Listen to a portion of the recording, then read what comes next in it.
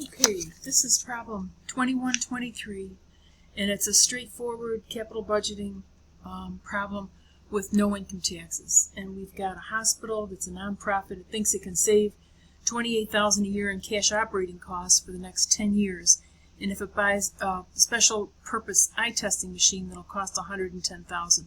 No disposal value, required rate of return is 14%. Assume all cash flows occur at year end. Okay. So what we're going to do is demonstrate net present value, payback, internal rate of return, an accrual accounting rate of return based on initial net investment, and another then based on average investment. Okay, so the first ones are pretty straightforward because, you know, it's not a real complicated problem. But we're looking at 10 periods, and the required rate of return is 14%. Okay, and there's a 10 years. And we're investing $110,000, and it saves $28,000 a year.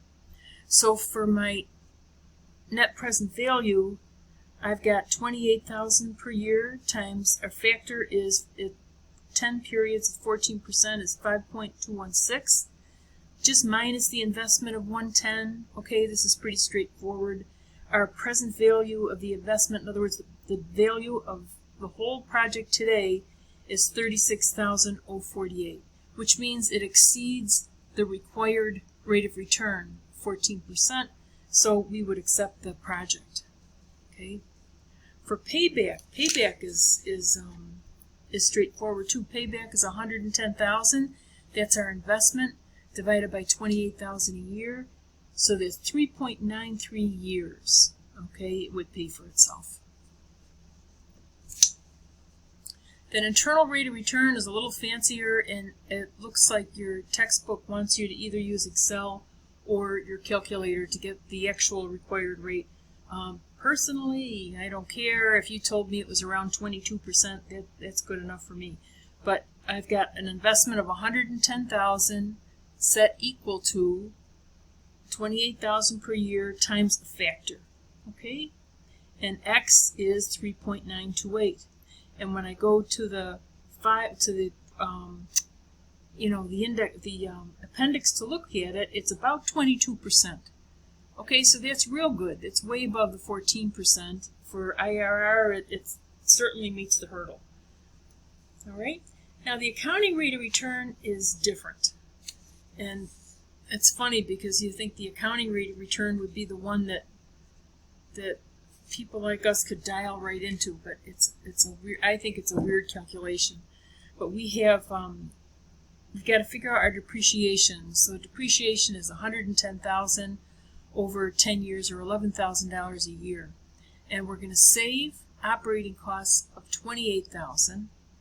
Okay, so this is a savings, and then we've got to take the depreciation out of it. What we've looked at so far is our cash flows, but the accounting rate of return is, keys more off the financial statements. Okay, so the income statement would have depreciation coming out here of $11,000, so we've got a net increase in operating income of $17,000 divided by our investment of $110. The accounting rate of return is 15.45%. Okay. Now let's look at the last one. This is based on the first one is based on the initial investment. This one is based on an average investment. Now the average is a simple average. You would never do this at work, but you would do it on an accounting exam. Okay? So you actually take the beginning value plus the ending value divided by 2. Okay, a simple average. And in a normal operating company, that gives you not necessarily a bad number, but with computers and everything that we have to help us today, you can just use an average of 12 months and get a better number. All right. So my average investment then is $110,000 divided by 2, or $55,000. And here's my operating savings minus depreciation. The return is 30.91%. Okay. And then the last question they have here are what other things should you look at? And I kind of cheated. I've got the quantitative factors for sure above qualitative factors. Okay, that about about the eye testing machine. Is it going to put somebody out of business? Is the union going to like it? Do we have space for it? A bunch of other things, other non-quantitative, and then finally financing issues would be the last thing you would look at.